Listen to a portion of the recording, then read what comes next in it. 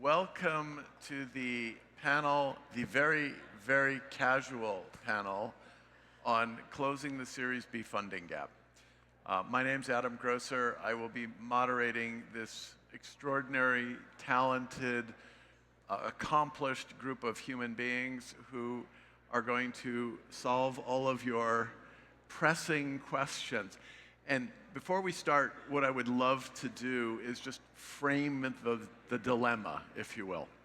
And the concept is that if you're going to invest in difficult, thorny, challenging, but meaningful problems, they share some characteristics which are not necessarily compatible with a traditional fund. They take a long time to prove out. They might be capital intensive to prove out. They are occasionally fraught with regulatory challenges that increase the ambiguity and the ultimate likelihood of success. So it's very real. But if you're going to work on addressing the challenges that really face the planet, if you're going to decarbonize an economy, if you're going to change the built environment, if you're going to rethink aspects of energy or medicine, we have to figure out how to do this.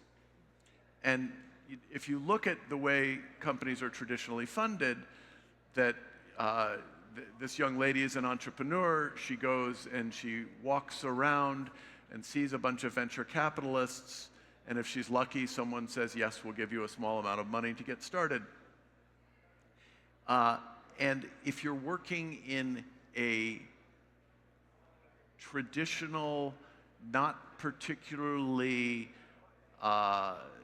challenging or frontier-leading sector like enterprise SaaS, if you're doing the next HR system for a company, that small amount of money will likely get you to a place where you can attract the next quanta of capital. That's not the case in the industries that we're talking about. So what I would love to do first is have each of our panelists introduce themselves, talk a little bit about what they do, and then we'll talk about what are the things we can do to ameliorate this problem, because it's really important. One of the things that I have lived my career by is a quote from one of my first investors when I was an entrepreneur. And he said to me, incredibly sagely and very casually, he said, it's not important to consider the possibility of failure. You can only lose 1 time your money. It's only important to consider the consequence of success. What can you achieve if you're right? And that's been a guiding mantra for me.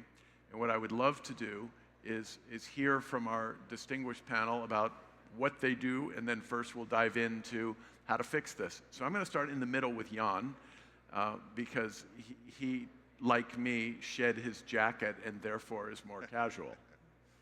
So I'm so excited. Thank you. I'm the first one. So I'm Jan. I'm the founder and managing director of Future Energy Ventures. We are an early-stage venture capital fund, one of the largest in Europe, and we are investing into really exciting technologies which helps us to build out the new energy system, which is renewable, decarbonized, and so on and so forth. And just one hint to your point, Adam, if you wanted to innovate a system which has to run 24/7 and which usually have investment cycles of 40 to 50 years, how it comes that we have problems to scale beyond Series B, no? It's a really exciting topic and looking forward to the conversation. Greg on the end, looking amazingly cool. Your mic has pulled away, so I do worry that no one's going to be able okay. to hear you. Can you guys hear me? Yeah. Okay, great. So I'm Gregory. I'm founder and managing partner of NOAA. We're European-based with the largest built world-focused VC fund in Europe, investing from seed to Series B.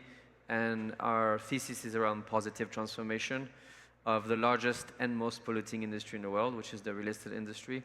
And so with that, we look at all sorts of stuff, including hard tech, or tech-enabled hard tech as well. And so we spend a lot of time thinking about those issues that we'll talk about today. And last but not least, to my left, the international man of mystery, Bruce Niven. Yeah, hi, good afternoon, everyone. I know it's the back end of 3 long days, so we'll try and keep it lively. Yeah, my name is Bruce Niven. I head strategic venturing at Aramco, so part of Aramco Ventures. Aramco Ventures is the corporate VC of Aramco. We have 7 billion under management now. It's grown substantially over the last 5 years. We invest into sustainability, digital and deep tech technologies. The sustainability component is roughly 2.5 billion of that 7 billion. And we invest all through the capital stack. We have a seed allocation, and we can go at growth stage up to $200 million tickets. We're about 90 people within the group across all those domains, with teams here in Saudi, obviously, at the Aramco HQ, but also in the US, Europe, and China. And we do the hard stuff, you know. So the topic is very relevant to some of the things that we do invest in. Amazing. So one of the things that I will say is being very US-centric in our own investing, we skip Series B, and there's a reason for that. And historically, if you look at the degrees of risk that you take in a very early stage investment, they're manifest. You look at when someone walks in, there's people risk, there's technology risk, there's market risk, there's capital risk, there's execution risk. And that's really generally the purview of a seed, or in some cases a Series A investor. At the other end of the spectrum, you have private equity, who takes maybe one dimension of risk. They'll take execution risk. And you know, by and large, private equity, you know, over time generates more consistent returns. So, and yet there's this conundrum, which is, if we want to invest in an energy project, or if we want to invest in a transportation solution, by definition, it's going to take longer than 10 years. And a typical fund has a 10-year life. And you start to get all these perverse incentives about what to do. Greg, you have chosen to invest through Series B. Can you talk about how you've come to grips with that? Yeah. I think we've noticed that often we come at seed or A, and some of our companies that are doing the harder stuff are going to get through a moment where the market ignores them or is scared of them. And that can be really debilitating for an entrepreneur as he's trying to build his business, to spend so much time on the road, pitching, and always hearing the same feedback. Call us when you have 10 million of revenue, or call us when you have this, and that, which they don't, because they've been investing in the IP, investing in the technology, and they have maybe strategic partners for deployment, but those things take time. So we want to be the capital partner that can step in at this moment in time in a privileged position. We're already an insider. We know the business inside out. We know the good, the bad, the ugly. Usually we sit on the board.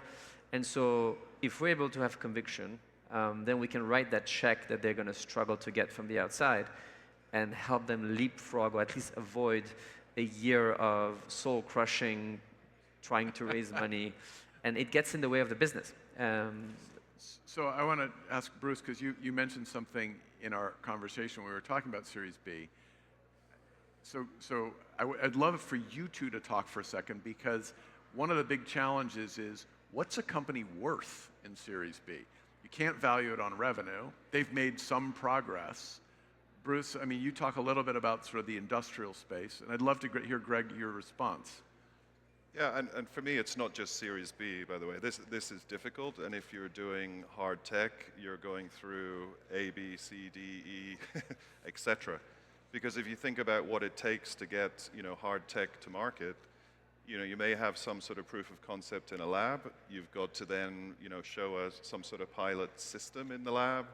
You've got to start showing product market fit. You've got to kind of do field trials. And then you've got to show reliability. You've got to show scale up. You've got to show it, you know, running for years in real world conditions. And you've got to show bankability. Right. And you're going from TRL 4 to TRL 9, and if you can do one of those notches every year, you're doing really, really well, right? So it is a long journey, and you are going to have to ride downturns in the market cycles. So you have to be prepared for that. So it's very, very challenging. And fundraising is actually only easy in a very hot funding environment, which we're coming out of now. Yeah. So, though, back to the specific of valuing Series B. Yeah, so if you look at the capital that's needed through all those stages, and you look at how public markets value some of these industrial companies, in some sectors it's 2-3x revenues is kind of public market values. So to make the math work, you have to be realistic about valuations. And there's a rule of thumb in Silicon Valley and software companies is sort of 20% dilution on every round, maybe 10 to 20% in later stage. For me in this hard tech stuff, you've got to be thinking about 30% each time. So Greg, when you go back to your company where you already sit on the board or you already have a friendship and a relationship, and you say, yeah, we'll do your Series B, but it's got to be priced fairly. How does that come? These are tough conversations sometimes, particularly if you look at what happened in 2021. A lot of those companies would have been overvalued at seed or A, and so there's a coming back to earth moment. And often what we say, a lot of the entrepreneurs that we have in our portfolio have taken notice of the new reality of the market. But what we tell them is, here is our term sheet, this is what we think you're worth, and we align, we're already an investor, so we're not there to crush you, but this is what we think is the market reality. You can take our term sheet and close it in a few weeks and go back to work. Feel free to go to the market and test it out if you want. But usually they'll come back because nobody's going to understand the business better than us. Not because we're smarter, we just happen to be on the board and we know it. And so these are not always easy conversations, but the best entrepreneurs are the ones who don't let the ego of the optics get in the way of scaling. I don't think easy is the right word, even in the sentence. I have been called every name under the sun when I propose what things are worth. Jan, in Europe, it might even be worse because at least from a few thousand kilometers away, I feel like the European investors tend to be more conservative with valuation. Is that fair? Look at me, for sure. No, just kidding a bit. No, but the point is, we are investing most of our capital in Series B and beyond. So we start with Series A or Series B, and then we go into, and we try to back up valuation and development over time with partnerships, especially in the energy sector. You need a lot of partnerships in order to allow scalability of a startup and to support with that. So we have some, I would say, resources in our system to make sure that we go to Series B and beyond with that case. But that's not easy. And to your question, sorry, valuations in Europe, they are lower. And I think the problem of a Series B financing is a really, really standard problem in Europe. We are more conservative. We are looking always at the dark side of life. Not like you, for example, in America with the huge upside you always see. So companies are better prepared, and I think what we also like to do then, which Greg was saying, is just to syndicate interesting rounds. So there's a couple of solutions we have found in the past which help us there. But the main underlying topic is always it needs to be a great business, isn't it? And if we see a great business, I think in Europe it's still, I see openness to scale at a reasonable price at the valuation. So Bruce, one of the things that we have found in the U.S. that helps, that ameliorates the situation a bit, is to bring in a strategic. And so you are a strategic by definition. We will often find a commercial strategic partner that's related to the company that's being started. Do you find that there is any tension between a traditional financial VC and when you're coming in with your understanding of the reality of these kinds of projects? I don't know if I'd say there's tension. I think that strategics play an important role and financial VCs play an important role. Obviously as a strategic, you can first of all, you can give them the intimate customer view, right? the ability to go and talk to an operator in the field and really understand what concerns them day to day, you know, what they're thinking about in terms of how this is going to affect my operations. And their main concern, say in the oil and gas industry, is typically safety and reliability. It's not saving cost, it's not saving carbon. That's not saying that's not important, but it's not the top two priorities. Right, so being able to actually understand the real use case, that's really critical. And then we often will do pilots, demonstrations, and then potentially, customer, right? So strategics do play an important role. Financial VCs also play an important role. They bring a network, they bring financial discipline, they bring, management skills, operational skills often. So I think that the two groups have to work in concert, and the best ones are ones where you've got both. Companies which only have strategic investors, they tend to, I get a little nervous when that's the situation. Yeah, I would echo that. So one of the things I think when I say that hard problems are expensive and time consuming, I don't sometimes think that people understand the scope of how many billions of dollars it can take to certify a new airplane or bring a new medical technology to market. And it looks obvious once it's in full form and in whole cloth and brought to the market. So one of the things we try to do is sit with our deep tech companies and help them structurally from the beginning. And so what I'd love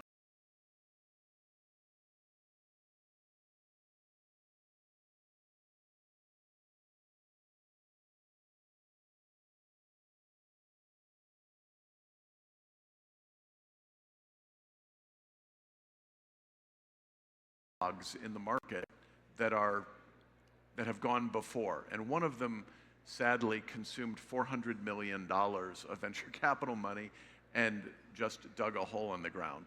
And so when we went out to raise money for our company, people would look at that as a comparable and say, but they spent $400 million. And we were able to get to market with $17 million and generate revenue, early revenue, with pilots, as Bruce suggested, and that was very much by design.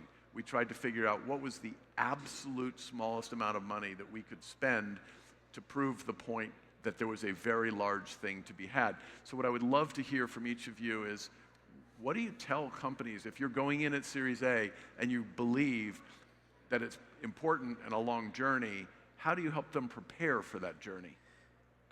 I say hard tech doesn't mean it has to always be as capital intensive as. I think there's many ways in which you can be as light as possible, despite being a hard tech business. And if you look at, is it the right thing to raise venture money or equity to build a manufacturing plant, for example? We usually think it's not. And there's many ways to have a suppliers and deconstruct the supply chain in order to have a asset-light supply chain. That's usually helps diversify, it's less capital intensive. So think of it as supply chain as a service.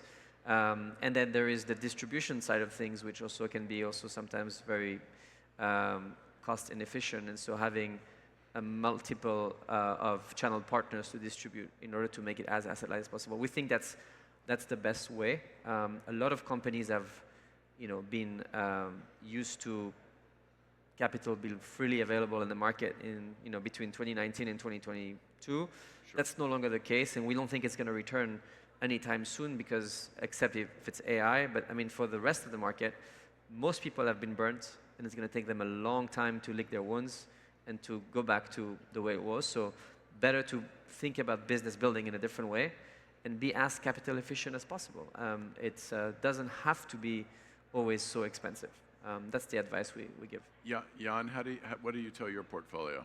Yeah, so simply speaking, we have 3 products to sell to our startups. And one thing I've already mentioned is business development. So we have a huge network of players in the energy real estate business, and helping them with this context to sell a pilot, then maybe getting the first contract and to scale that up. That's one thing. And most of the team members, they have some, I would say, business experience and larger organizations which can help and be instrumental there. And the second product is people. I mean, we did not discuss it, but even a Series B topic is also people. Do we have the right team? Is it the right founding team? Is it the CEO, the CFO, the CTO?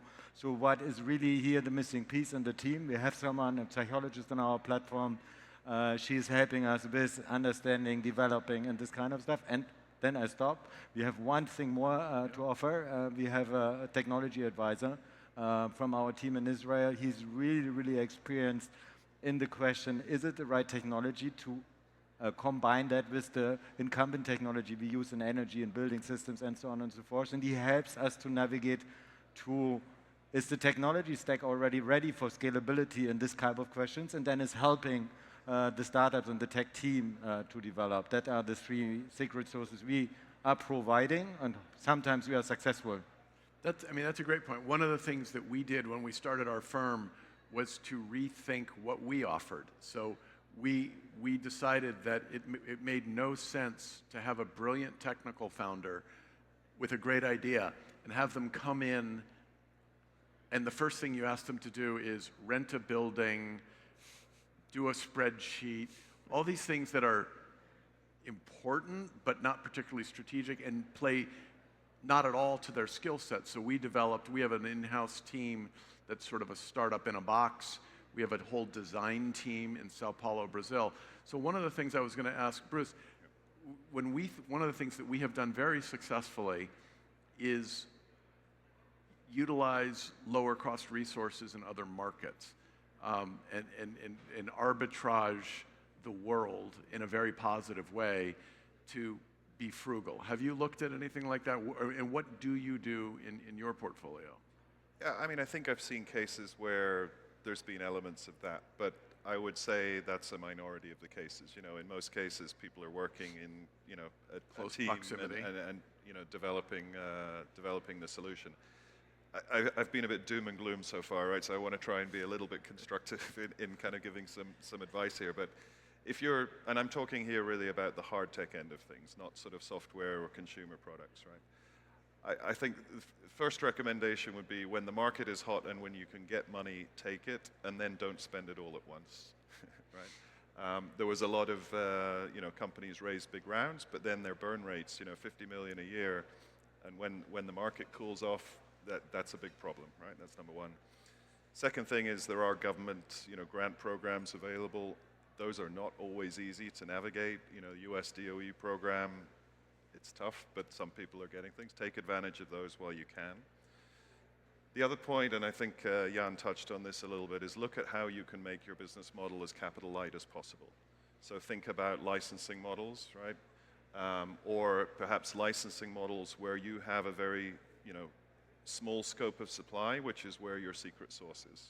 I actually really like that model, and outsource the rest of the heavy stuff to partners. The other thing you can do is rather than going on the whole journey, you know, A to Z by yourself, you can look to try and sell it into a bigger strategic partner, you know, earlier on through that journey. So look for a technology sale. And the trick there is, you know, you have to demonstrate certain proof points, and the further along that road you can get, you know, the more value you're bringing.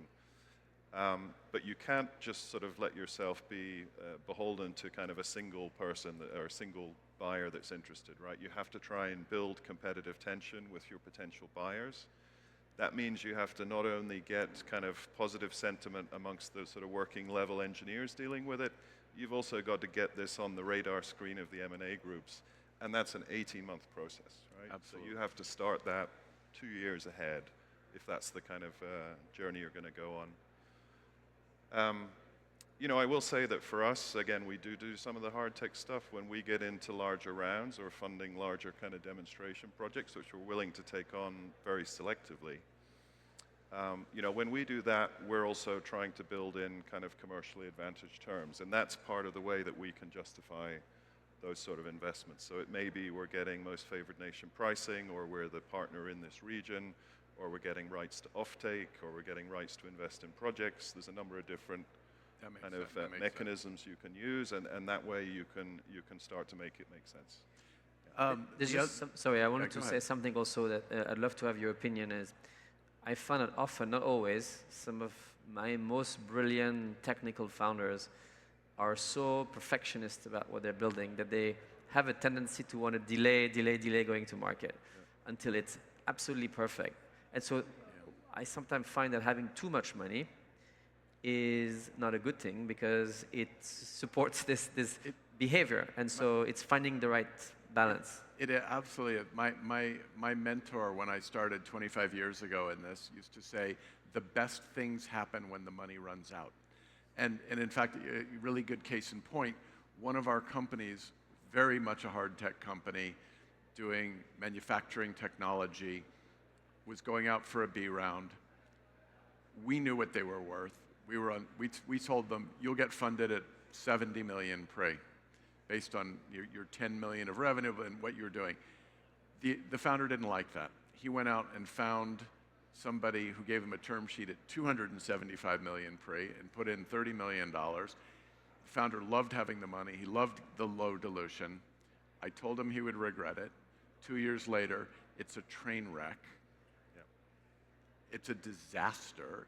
And so one of the things that we are assiduous about is making sure people understand the journey and that the only valuation that really matters is the one at the end. And that, as Bruce so sagely said, particularly in deep tech companies, there is a dip. There is a hype cycle, and then there is an area of sort of discontent. And it's really important to get through that. One of the things I'd love to ask you guys about is, one of the things we see in the US is a proliferation of funding sources. So it used to be that Greg did Series A, and Jan did Series B, and Bruce did Series C, and they were all financial investors and fund structures. In the last 10 years in the US, and particularly, family offices have exploded onto the scene. And one of the things that we really like about partnering with sophisticated family offices is often they have very long dated time horizons, and you will find a project that aligns with the family's personal interests. They have an interest in energy efficiency. They have an interest in ocean health. And they're willing to say, we're excited about this for 20 years. Have you guys found family offices playing a larger role in what you're doing? Jan, have you worked with? So in our current funds, there are no larger family offices part of. However, I think that's a real investor and that's the opportunity for the climate technology sector, because you need this, I would say, passionate capital. No, it's not only about longer cycles. It's also about having a strong belief. You need to give back, having a strong belief to scale something through the roof, and I think it could be a great help and support, but it's not happening right now in Europe. Greg, have you? I think you said something important. Sophisticated is the key. I think what we've seen sometimes is the less sophisticated ones who actually are going to lead around or set pricing. They're not price sensitive, and I think it promotes like bad behavior. So I think if they're part of a syndicate, I think sometimes we see amazing family offices where there's one founder of the family office, an entrepreneur himself. A great successful entrepreneur knows another one when they see them, and I think they can add a different perspective to the equation. But we want to make sure that they are around, will be capitalized by maybe a more institutional investor, and then part of the syndicate is family, rather than the opposite, which is term sheet from a family office, not price sensitive, etc., etc. Right. Bruce, you? Yeah, I mean, I think the point about family offices not necessarily having a defined time horizon is a valid one, right? And it is an issue here that, the typical fund life is sometimes a constraint in developing the sort of hard tech end of the market. I think you've seen a lot of people pile into the market in, 17 to 22, right? But this was really a bubble, and we're coming off the back of that now. So it's to be seen whether all those investors will stick around or they were just there through that period. I mean, just also to your comment on valuation, maybe just to kind of make some observations about what happens in a down market, right? And I've been through 3 of these cycles, so you've seen it a few times. What you find is the funds don't want to reprice, right? They are raising their next fund on the basis of book value of their existing investments. Sure. So the last thing they want is a down round. So you see all these sort of convertible notes and extension rounds that don't set a new price. at some point the rubber hits the road when the market runs out of dry powder. And I think if you are an entrepreneur going out to raise a round, you need to understand that dynamic, because it's in your interest to, I think, have a sensible price for your business. And the investors on your cap table, it's not necessarily in their interest to reprice. So they might be telling you to go and get a top-up round. It may not be. You might be sort of fighting your investors to price your business lower, which is That's kind of really Sometimes they would force them to take venture debt, for example. Yeah. And it's a very dangerous game to play. We do not let our companies do that. We always say, if you can have venture debt, have it.